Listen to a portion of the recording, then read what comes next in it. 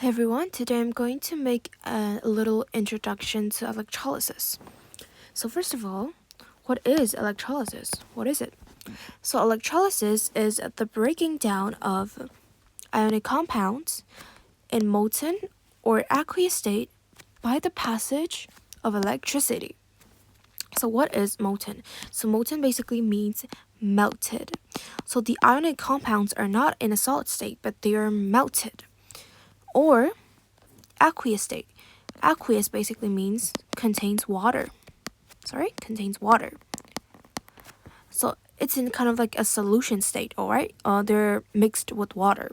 So both are in liquid forms. So yes, so there's a thing to remember here. You cannot do electrolysis on a solid compound because why? Because solid ionic compounds cannot conduct electricity. Because there are obviously no free ions. So if they're in molten or aqueous state, if they're mixed with water, they can conduct electricity due to the mobility of the ions. So I'm going to repeat this again. What is electrolysis? So electrolysis is the breaking down of ionic compounds in molten or aqueous state by the passage of electricity. Okay, so now we're going to move on to the things that we need for electrolysis. First of all, I'm going to look at this little picture. Electrolyte. What is the electrolyte? So it's basically the liquid inside. So it's basically the ionic compound that we're breaking down, alright? To be broken down. So for example, are you doing the electrolysis of H2O? Are you doing the electrolysis of NaCl, sodium chloride? So yes, so the electrolyte basically refers to the compound that you're going to be breaking down. So basically this liquid right here, all right? So number 2, we're going to have the electrodes. Electrodes, I'm going to write it in the photo. Electrodes. Electrodes, so they have this little function where they connect the electrolyte and the battery. I'm gonna repeat this. Electrodes connect the ionic compound, of course the electrolyte, with the electricity, so a source of electricity. So because of those electrodes, we are able to keep the electricity flowing in and out of the water.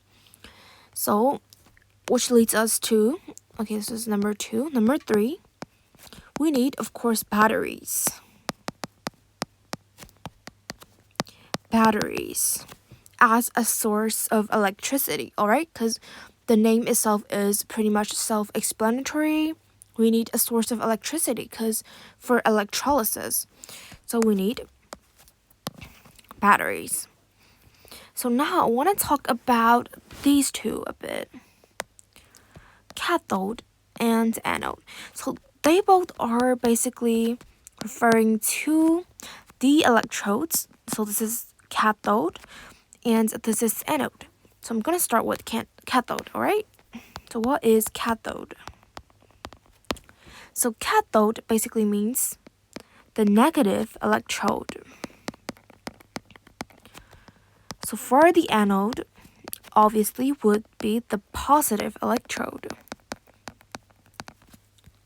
So it's pretty hard to understand if I just explain you what those two are. So I'm going to give you an example. So let's just say that we are going to be doing the electrolysis of water. So electrolysis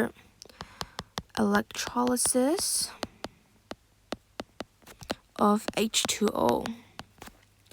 So if we were to ionize this compound H2O, it would contain the ions of number 1, H plus, and OH minus.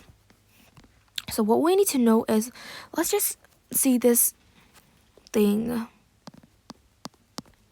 as the water, Alright, so it's this blue thing right here is H plus ion. This H plus. Let me just erase this for a bit. Okay, this is H plus. And the minus here is OH minus. So what's gonna happen is, as we know, positives and negatives, they attract each other. So, well, to put it this way, opposites attract each other, obviously. So the positive H plus ions are going to move onto the cathode because it is negatively charged. So of course anode is the positive electrode, so I'm gonna repeat. The positively charged H plus ions are going to move to the negatively charged cathode because the charges are opposite, so they're basically attracting each other. And also, the negatively charged OH minus ions are going to be getting onto the positively charged anode because they are positive, and negative. They attract each other.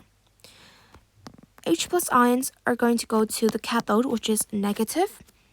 OH minus ions are going to go on to the anode. They're going to move on to the anode, which is positive.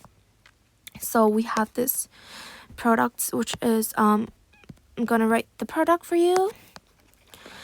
So what are we going to see at cathode? What are we going to see at anode? So at cathode, we're going to see some hydrogen gases because obviously the H plus ions are moving on to the cathode, alright? So on the anode, we are going to see oxygen gas because, okay, there will be a bit confusing right here because you might want to ask, wait, didn't OH minus ions move to the anode and why did it turn into the oxygen gas? So I will get into this in the later videos, but just remember that OH minus, so this is the ion, right? So they never stay as ions. H plus ions will not just stay as ion, it will want to combine with other H plus ions, so making it a hydrogen gas, H2 basically. So like that, OH minus ions will not want to stay as OH minus ions. They will want to combine with other OH minus ions, making it the oxygen gas. So this is the final product. I'm just gonna write here. This is the final product, alright? And so this is basically the introduction to electrolysis.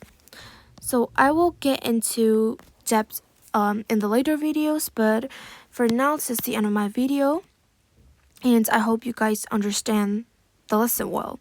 So thank you everyone for watching, and please like and subscribe if you understand.